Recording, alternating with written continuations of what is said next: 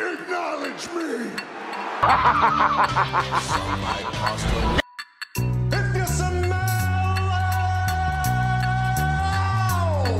what the rock is cooking. Iconic! The champ is here! Oh yeah! Salut à tous et bienvenue sur le Madness Show. Aujourd'hui, Madness prono du prochain PLE qui va se dérouler dans la nuit de samedi 1er mars au dimanche.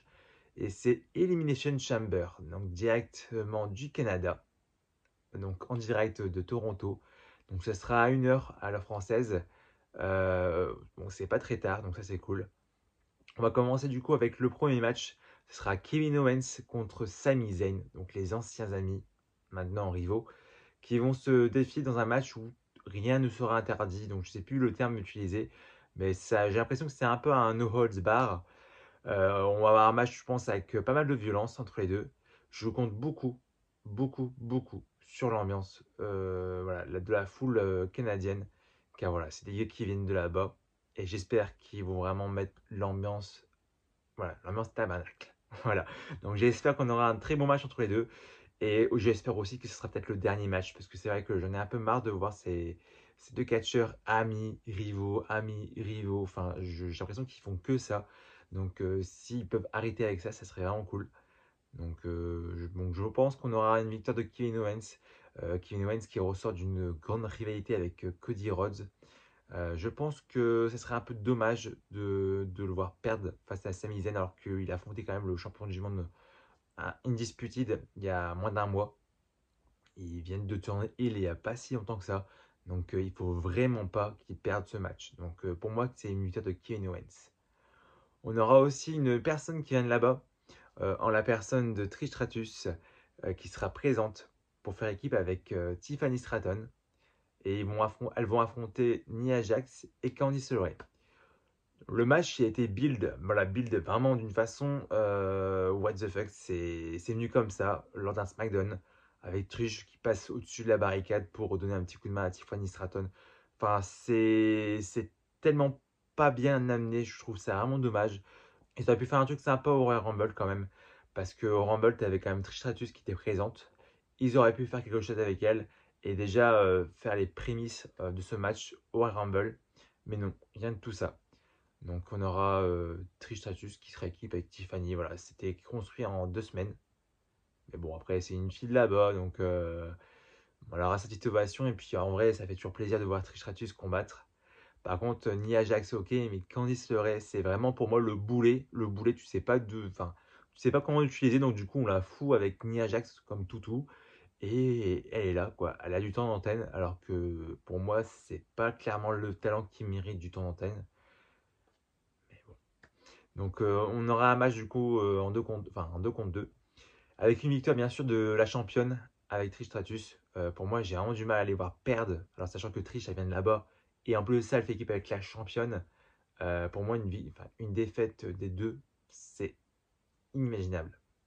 Et à mon avis, on aura peut-être une intervention de Charlotte Flair qui pourrait peut-être coûter le match à Nia Jax et Candice LeRae ou intervenir après le match. On va passer maintenant au match avec les femmes. Donc on aura Roxanne Perez, Bayley, Naomi, Bianca, Alexa Bliss et Liv Morgan.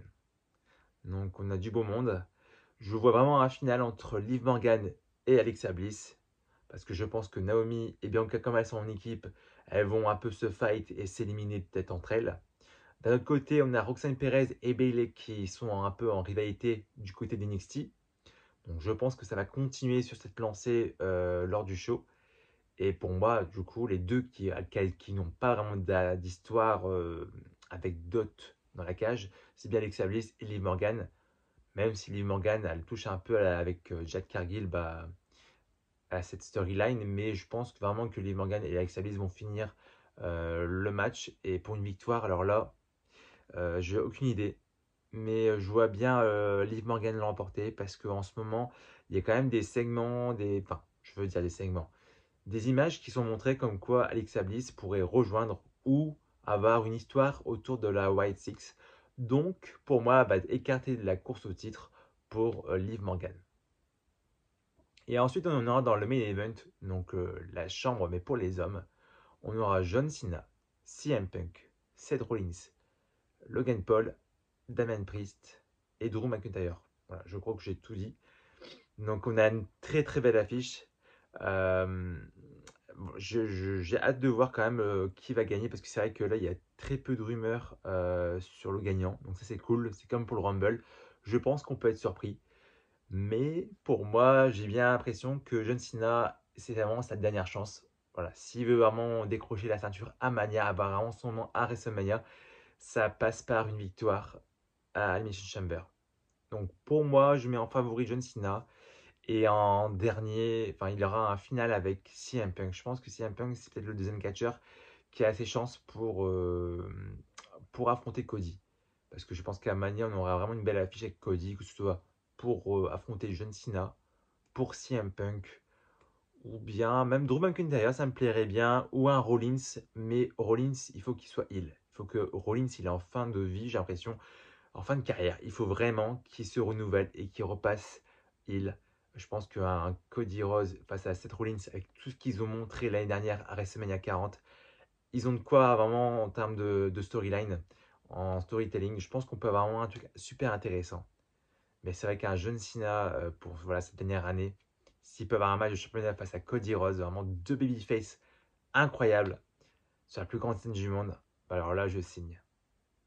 Bon, voilà pour mes pronostics. N'hésitez pas à me dire en commentaire vos pronos, vos gagnants et vos gagnantes. Et vraiment, je prendrai plaisir à lire tout ça. Allez, salut! Allez, lâchez un petit like si ce n'est pas fait. C'est vrai que je l'ai pas dit, mais lâchez un petit like si ce n'est pas fait et abonnez-vous. Allez, salut tout le monde!